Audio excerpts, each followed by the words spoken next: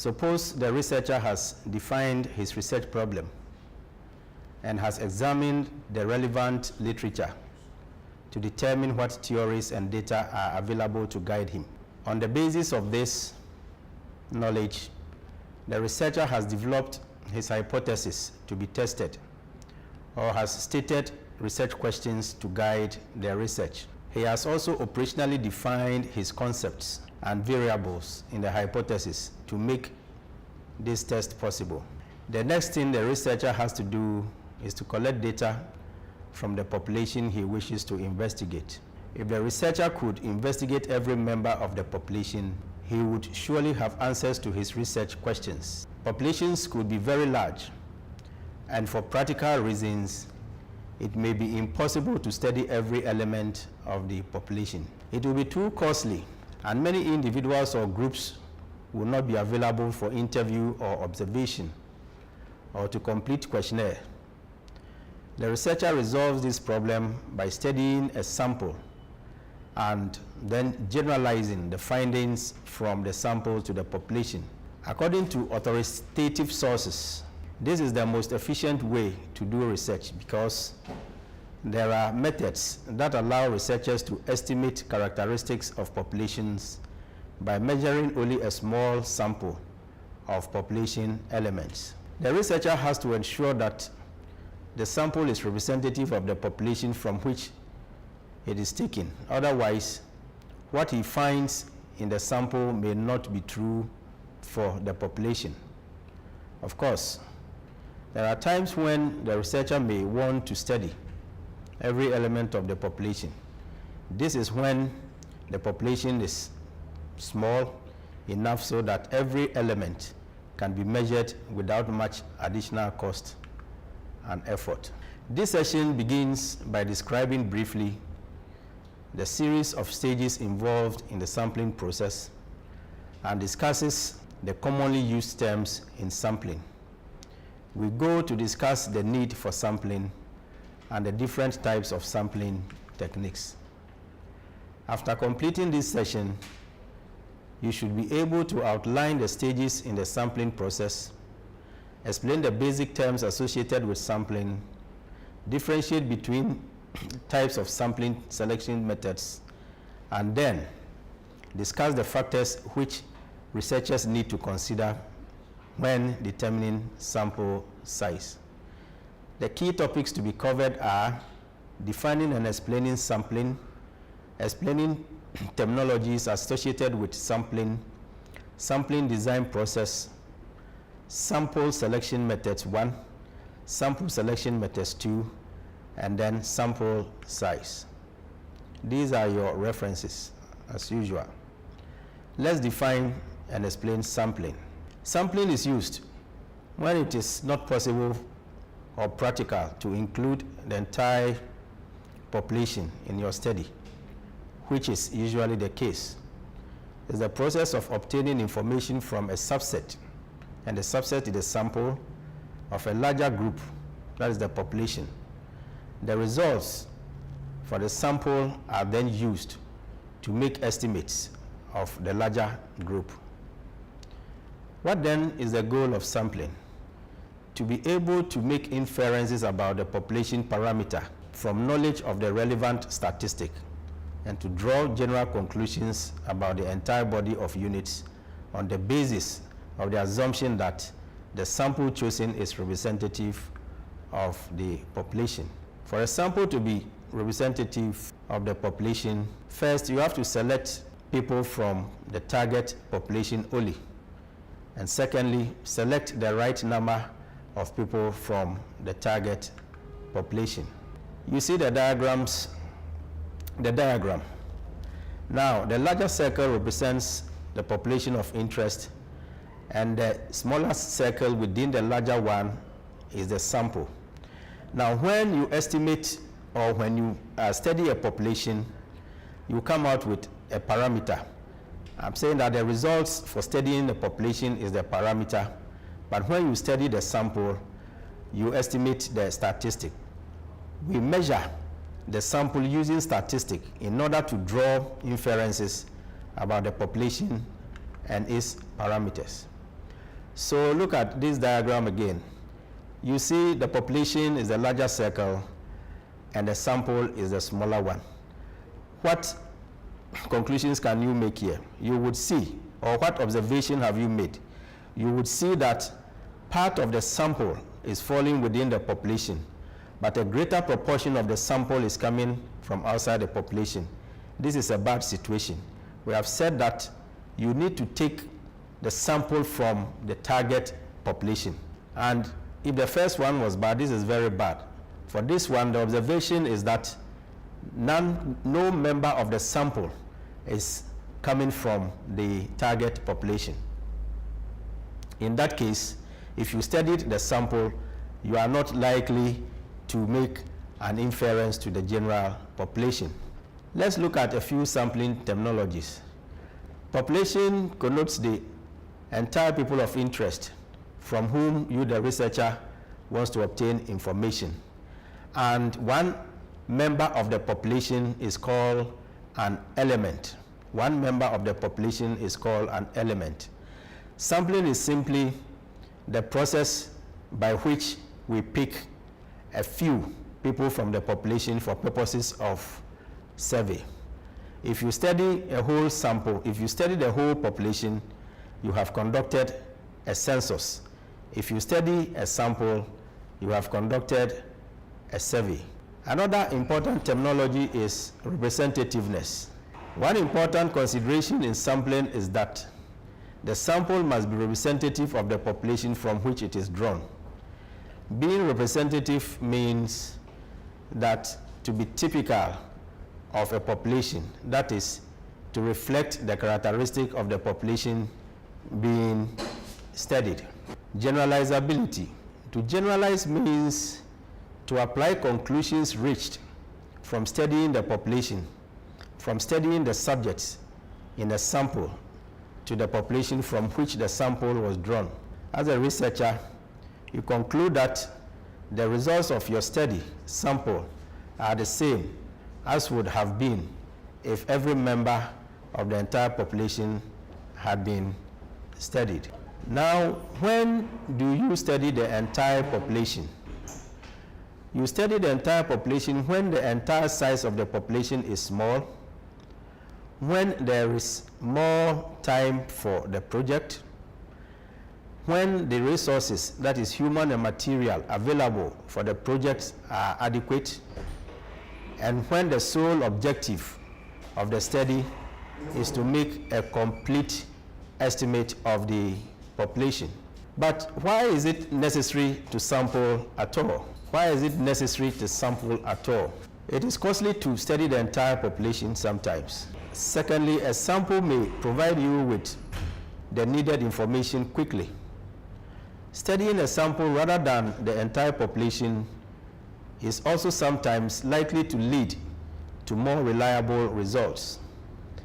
Also, in a few cases, it will be impossible to use the entire population to know or to test something. Let me explain the last point. Assuming you are a manufacturer of fuses and you want to test the efficacy of your fuses, you have to sample a few for testing. If you decide to test the whole fuses, means you have nothing to sell. Yeah, in the same way, the breweries have to sample in order to determine the taste of their liquor. Now, they cannot sample every member of the population, that is the number of bottles they produce. They have to sample a few and taste. If they taste every bottle, they will have nothing to sell. Let's go to topic 3, which talks about sampling design. So we look at the sampling design process. And the simplified diagram is what you see on your screens. First, you define your population as we have said, and then you determine the sampling frame. You determine the sampling procedure. And there are two main types of sampling procedures: probability sampling procedures and then non-probability sampling procedures. We shall come to discuss this one after the other. When you have decided on your appropriate sample size, you then execute your sampling design. That is, whether you are going to use a probability sampling or non-probability sampling. Now, defining the target population. It addresses the question, ideally, who do I want to survey? That is, those who have the information you are seeking for. What are their characteristics? Who should be excluded?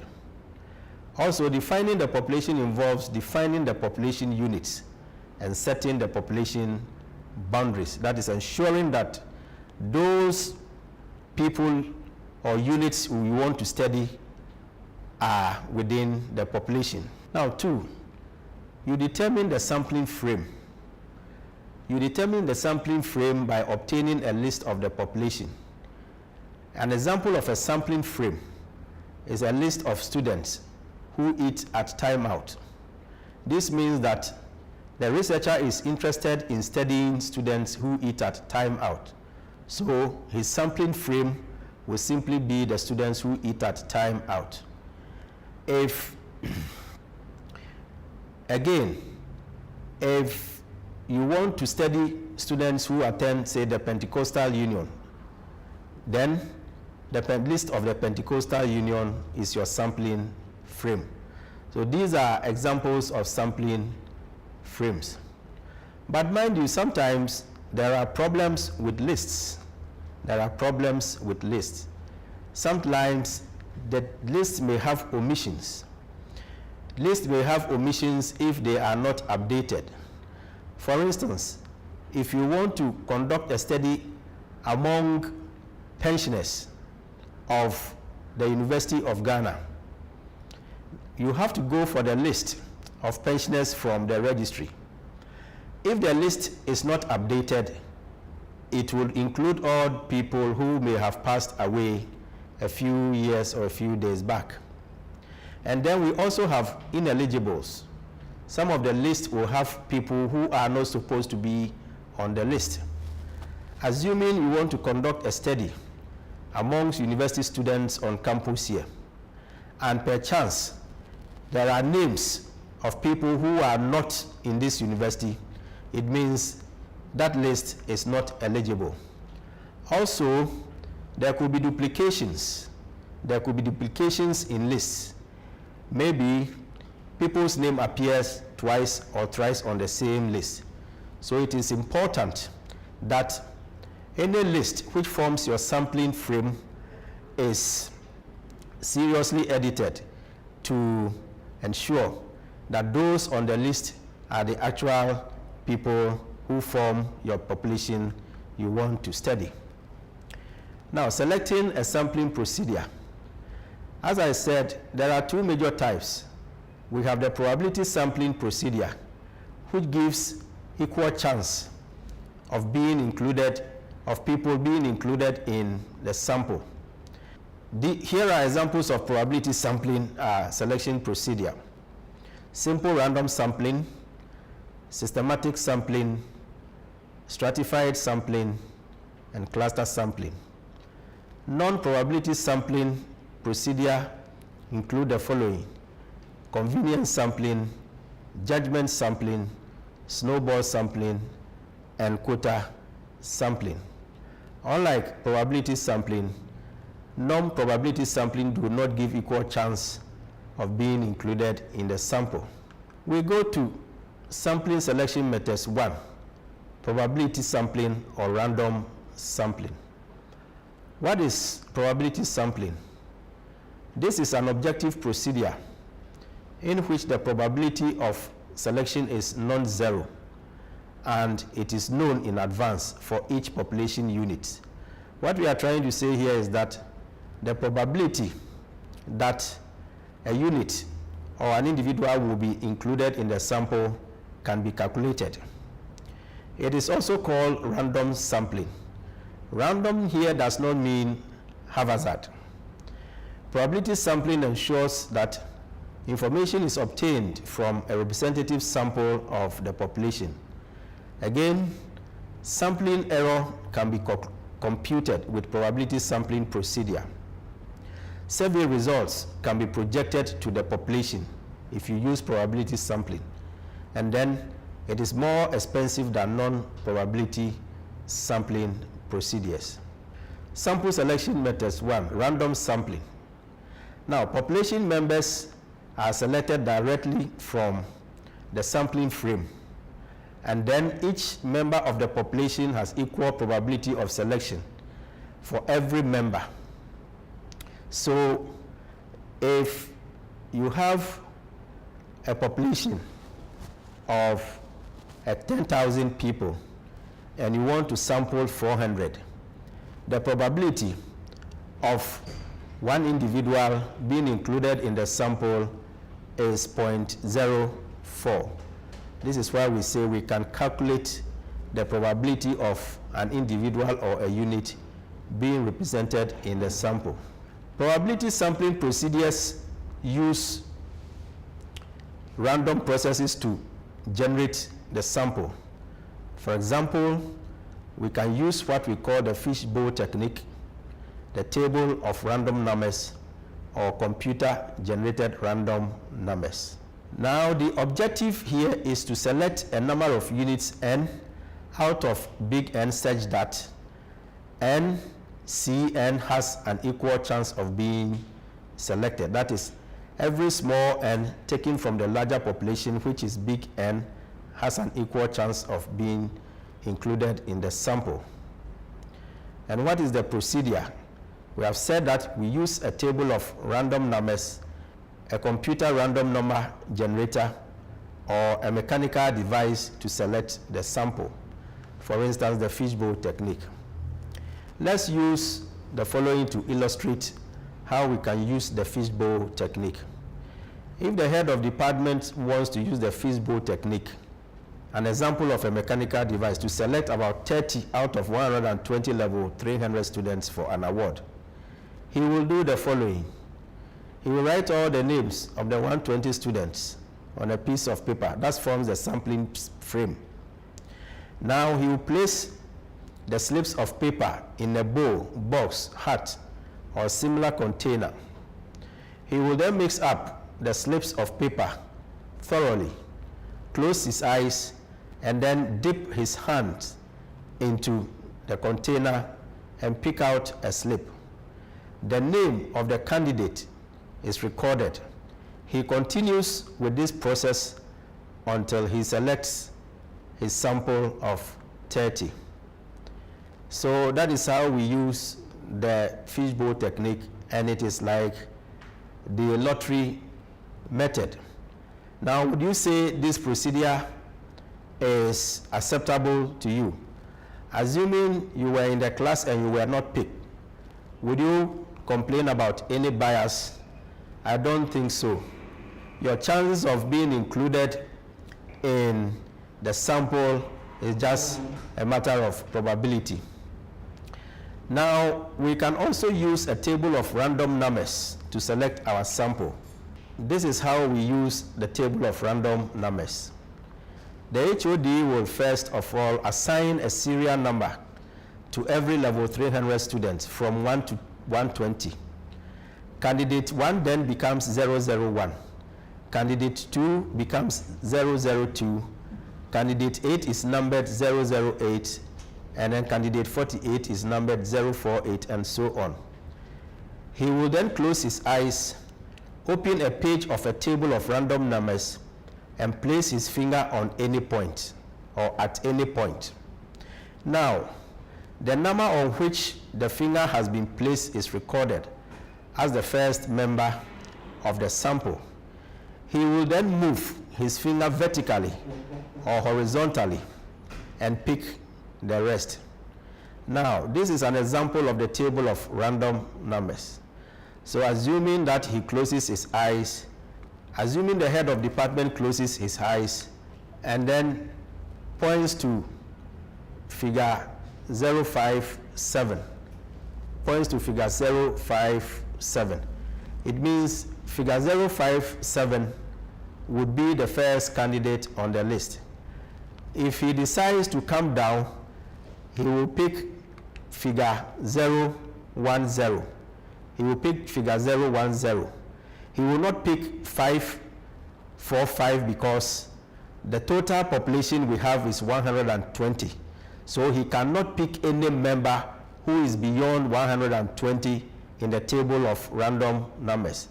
If he decides to come still further down, he will skip 973 and pick 112 because 112 falls within the population, and so on. He will continue to move on the table of random numbers until he obtains his sample of 30. We have just completed the random sample, simple random sample. Let us then move on to how to select a systematic sample.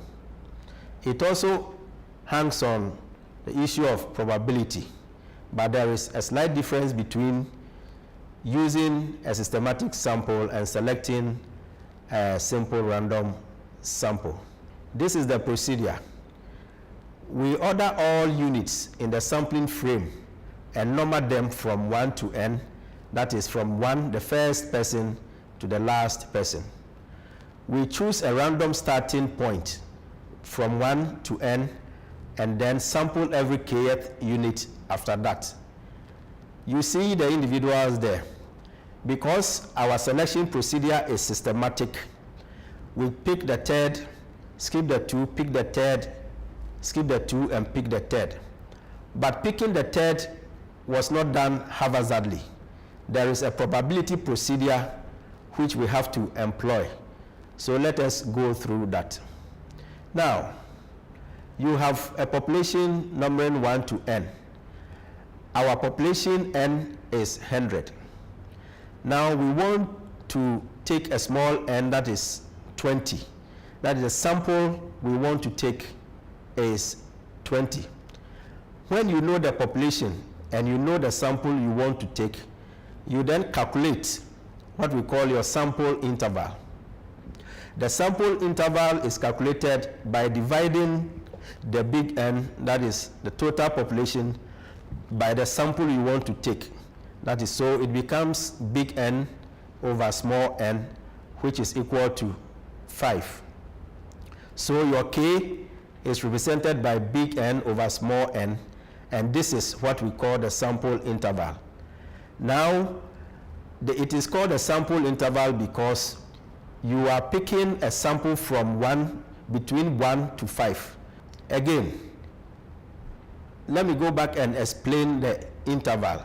To get the interval, you will divide the total population you want to study by the sample you want to pick. It will give you 5. The 5 is the interval. So you number 1 to 5. You have 1, 2, 3, 4, and 5.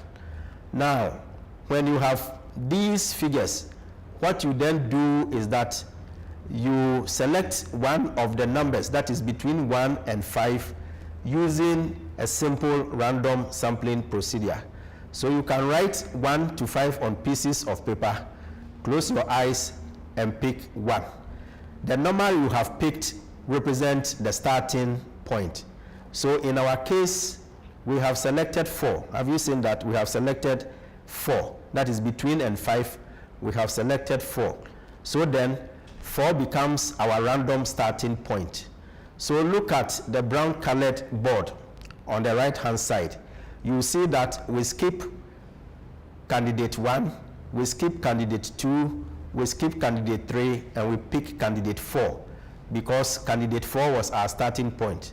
After candidate 4, what you then do is that you give 4 equal intervals and then pick the next. So you skip 5, 6, 7, and then you pick 8. You continue, and then you pick 14.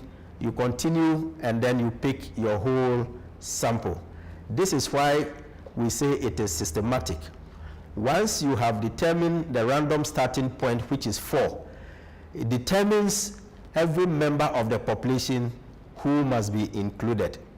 I hope you get the point. Once the random starting point is 4, we are saying that give 4 interval before you pick the next one. So after picking the first one, which is 4, you skip 5, 6, 7, 8, and then you pick the 5th candidate. You are picking the 5th candidate because when we calculated, our interval was 5. If you divide 100 by 20, the interval is 5, and our starting point was 4. By using the simple random sampling to pick the number 4. So we have a starting point of 4, and then we pick every 5th item on our list. This explains our simple random sampling. I hope you have understood the procedure. Take time and read your notes. You will understand it better. Another type of probability sampling method is the stratified random sampling. The stratified random sampling. Stratified sampling involves dividing the population into homogeneous groups and then conducting a simple random sampling in each group. First of all, elements in the population, that is, in a sampling frame, are distinguished according to their value on some relevant characteristics, such as maybe army rank. We have a lot of generals, we have captains, we have lieutenants, we have privates. Or gender, we have male, female. Or socioeconomic status, we have upper, middle, and lower classes. Now, these form a homogeneous group. When we group the people in the military into generals, captain, private, we are grouping the rankings in what we call a homogeneous group. Now, from this homogeneous group, we select our sample. Now, let me illustrate with this. You see at the top, we have different colors. Now, we have tried to group all the colors in their respective domains. And then, when we have finished, we pick the number of people we want from each group. What you see there, the division of the colors into their respective groups is what we call the strata. All the three are called strata. One is called stratum. When you have done this, it means you have divided the population into what we call homogeneous group. We say homogeneous group because they all contain or have the same characteristic. In this case, you see that we have grouped all color blue together, we have grouped all color reds together, and we have grouped all color green together. So what makes them homogeneous is that each group possesses its unique color. And then from there, you pick your samples. When you are finished, you conduct your survey amongst the sample you have picked. Now, there are two types of stratified random sampling. The first is proportional stratified sampling, and the second is non-proportional stratified sampling. The first is proportional stratified sampling, and the second is non-proportional stratified sampling. Let's look at proportional stratified sampling.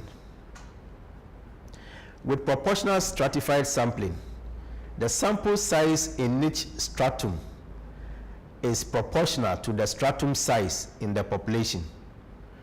The sample size in each stratum is proportional to the stratum size in the population. I will use an example to illustrate this point. This is an example of population divided into homogeneous groups. Now, these are the steps. First, you identify all elements or sampling units in the sampling population. You decide on the number of different strata into which you want to stratify your population. If you are stratifying your population into male and female, it means you have 2 strata. Now, you place each element into the appropriate stratum, and then you number every element in each stratum separately. And then after that, you decide on the total sample size. Now, we continue with the steps. Step 6 then, you determine the proportion P of each stratum in the study population. And this is given by elements in the stratum divided by the total population size. Then you move on to step 7. Here, you determine the number of elements to be selected from each stratum. And then 8, you select the required number of elements from each stratum by simple random sample technique or systematic sampling technique. So this is an example. We are selecting a proportionate sample of 30 from a student population of 120. The population comprises 80 males and 40 females. So we have a total population of 120 comprising 40 females and 80 males. Then you number the strata. Here the strata are 2. You have only males and females, so we have 2 strata. If you take your mind back to categorical variables, this is an example. We cited this as an example. Then you look at the sample size, n, that is 30. Your next step is to calculate the proportion of males in the population. This is an important step. You calculate the proportion of males in the population, and this is given by the number of males, which is 80 divided by 120. So the proportion of males in the population is 2/3. With the females, it is 40 over 120, which gives you a proportion of 1/3. Now, if you want to know the number of males you want to choose, you multiply the proportion by the sample, 30. We want to take a total of 30 people. So what is the proportion of males we need to take? So the proportion of males is 2/3, that is 2 over 3, multiply by 30, and that gives you 20 males. And then for the females, it is 1 over 3 times 30, that gives you 10 males. This is what we call proportional sampling. You sample according to the proportion of the elements contained in the population. I hope this calculation has gone down fairly well with you. The other variant is non-proportional stratified sampling. Non-proportional stratified sampling. Here, we are not bothered about portions.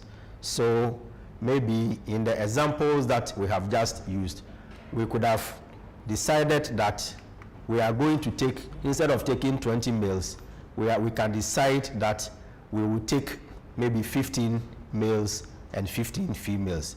You will realize that this is non-proportional because the number of females and the number of males in the sample equals to 15. But then if you are using the proportionate sampling, we are interested in calculating the proportion of each category in the population and then going further to choose the sample. Now, here with the non-proportional stratified sampling, the sample size in each stratum is not proportional to the stratum size in the population. That is what I just explained. The sample size in each stratum is not proportional to the stratum size in the population.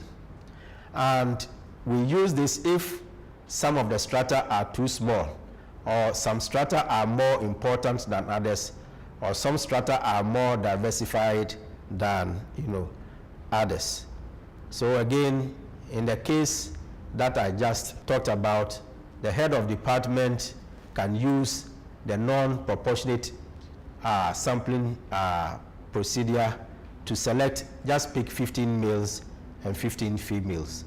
In this case, males are underrepresented in the sample, given that there are 80 males as against 40 females in the population.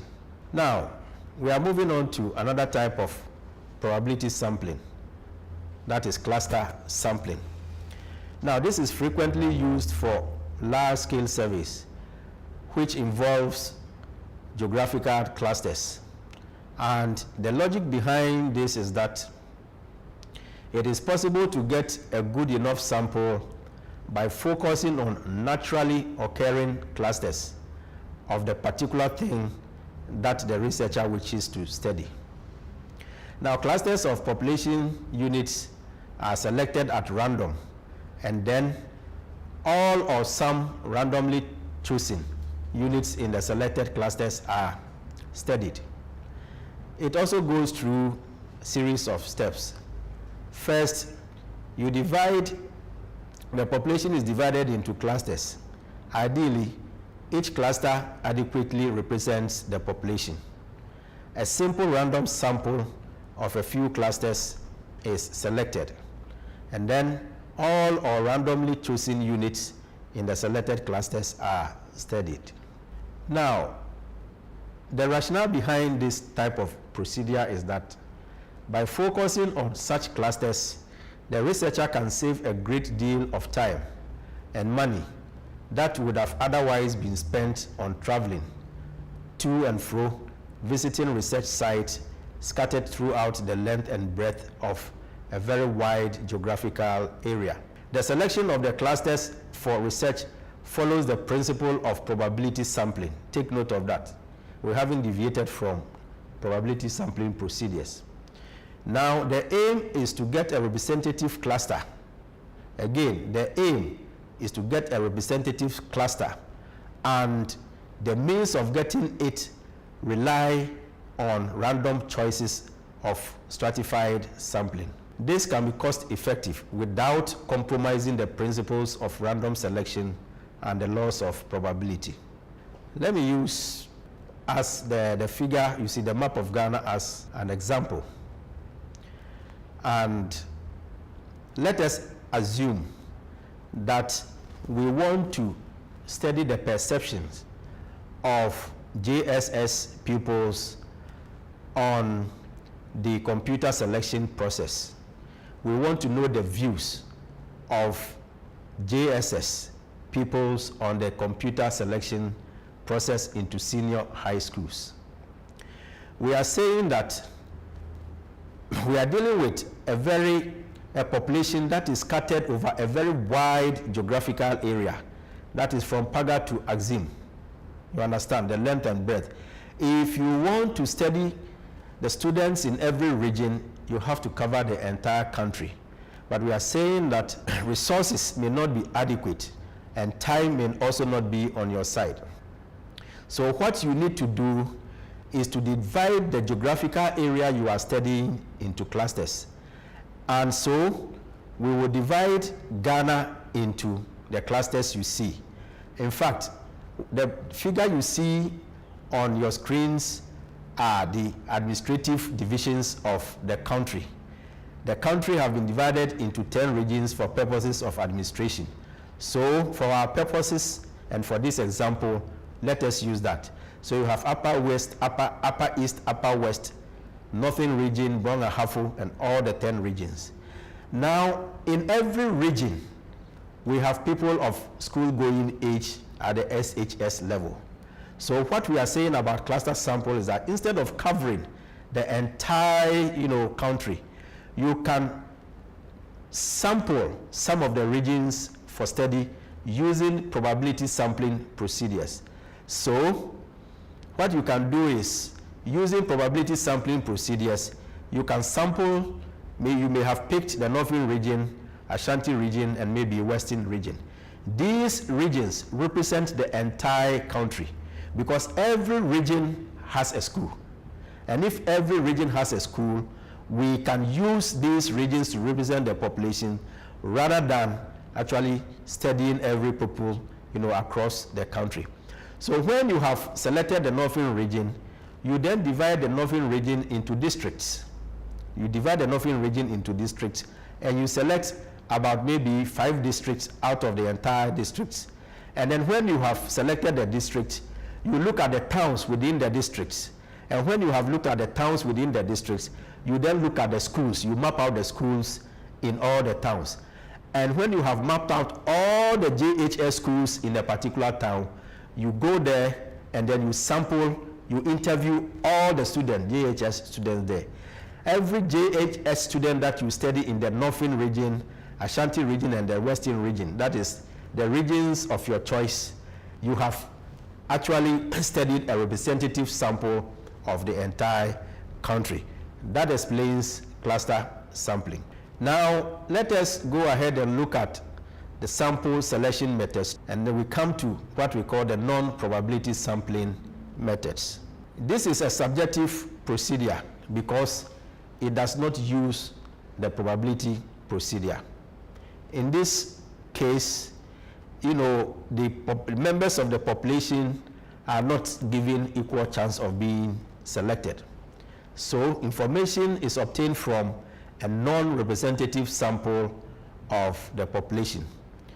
Here, sample error cannot be computed because we don't know the probability of selecting an individual in the population. Survey results cannot be projected to the population because the population is not, the sample is not representative of the population. Types of non-probability sampling. The first one is convenience sampling. This is considered the weakest form of sampling because it does nothing at all to control bias. In this procedure, participants are recruited as they become available or because they happen to be convenient for the researcher. Such samples are often limited to personal contacts of the researcher or to people who happen to be available at meetings or in organizations or in a particular place and time. The second type of non-probability sampling method is the judgment or purposive sampling. Sometimes it might become necessary to obtain information from specific targets, that is, specific types of people who will be able to provide the desired information, either because they are the only ones who can provide that information or because they conform to some criteria set by the researcher. Let's say, for instance, you want to study women managers. If you want to study women managers, you have to form the judgment that you only interview women managers because they can provide you with the information you need for your study. This is an example of judgment sampling. Again, in this procedure, the researcher uses his judgment and knowledge of the field to identify persons whom he considers to be leaders and experts in this area. One of the first things the researcher is likely to do is to verify that the respondents in fact meet the criteria for being in the sample. So if you are studying women managers, you make sure that everyone you want to interview would be a woman manager. The next is snowball sampling. With this approach, the researcher initially contacts a few potential subjects and then asks them whether they know anybody with the same characteristic that he is looking for. What we are saying is that you first meet the person, one person with the characteristic you are looking for. You interview the person and ask the person to direct you to another person with the same characteristic. Let us assume that you want to interview or study drug addicts. Nobody will want to own up as a drug addict. So what you will do is, if you are able to chance on one person who is a drug addict in the community you are studying, you interview the person and then prevail on the person to direct you to another person who is also a drug addict because he is the only one who will know all the drug addicts in the area you want to study. If you want to study prostitution, for example, you get one prostitute and then the person will then show you where all the other prostitutes are. This is what we call snowball sampling. And then we have what we call quota sampling. Quota sampling. This is another type of non-probability sampling procedure.